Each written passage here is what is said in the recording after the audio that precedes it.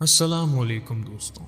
ज़रा सोचिए, एक अजीम बादशाह जिसके पास लश्कर है, परिंदों की ज़बान समझने का इल्म है, जिन्नात इसके हुक्म के पाबंद हैं, और एक रानी जिसका तख्त सोने, जवाहरात और शान और शौकत की चमक से लबरेज है।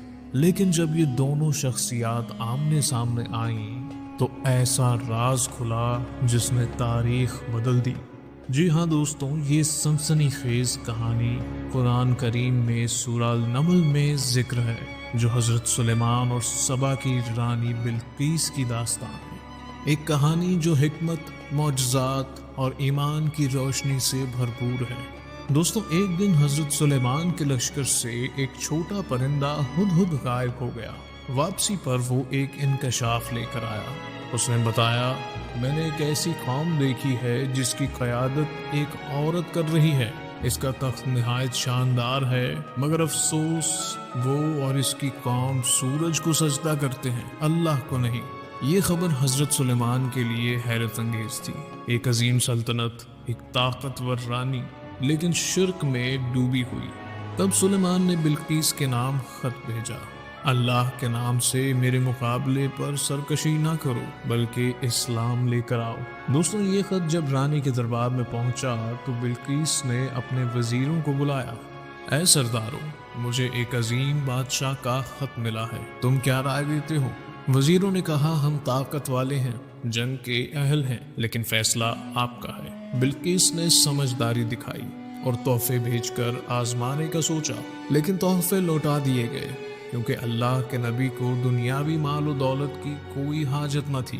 दोस्तों, फिर कहानी यहाँ पहुँचती है कि हज़रत सुलेमान ने अपने दरबार में कहा, कौन है जो बिल्कीस का तख्त मेरे पास ले आए, इससे पहले कि वो अतात के साथ हाजिर हो।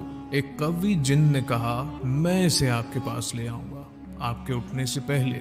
लेकिन एक और अल्लाह वाले ने कहा, मैं पलक झपकने से पहले हाजिर कर देता हूँ। और लम्हों में बिल्कीस का तख्त वहां मौजूद था। सूरह अल-नमल 40। दोस्तों, जरा सोचिए, एक तख्त जिसे हजारों मील की मुसाफत पर होना चाहिए था, अचानक हजरत सुलेमान के सामने आ गया। ये अल्लाह की दी हुई ताकत और हिकमत थी। जब बिल्कीस आई तो उसे उसके तख्त की पहचान कराई गई। वो हैरान रह गई। फिर इसके सामने एक और आजमाइश पेश की गई। एक शीशे का फर्श बनाया गया जो पानी जैसा लगता था। बिल्कीस ने इसे दरिया या पानी समझकर अपने कपड़े समेट लिए, लेकिन उसी लम्हे इस हकीकत का इल्म हो गया कि ये शीशे का फर्श है। और इसी लम्हे उसने कहा, मैंने अपने नफ्स पर जुल्म किया और अब मैं सुलेमान के साथ रब्बुल आलमीन पर ईमान लाती हूँ। सूरह अल-नमल 44। सामईन, ये सिर्फ एक तारीखी किस्सा नहीं है, बल्कि एक जिंदा सबक है। दुनियावी तख्त ताज, जवाहरात सब मिट सकते हैं, लेकिन अल्लाह की इबादत, इसकी तौहीद और ईमान की रोशनी हमेशा बाकी रहती है।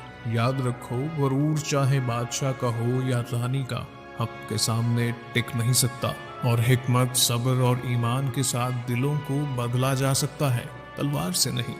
दोस्तों, अब आप बताइए कि इस कहानी का सबसे हैरान कुन लम्हा आपके लिए कौन सा था? तख्त का पलक झपकने में आना या रानी बिल्कीस का ईमान ले आना?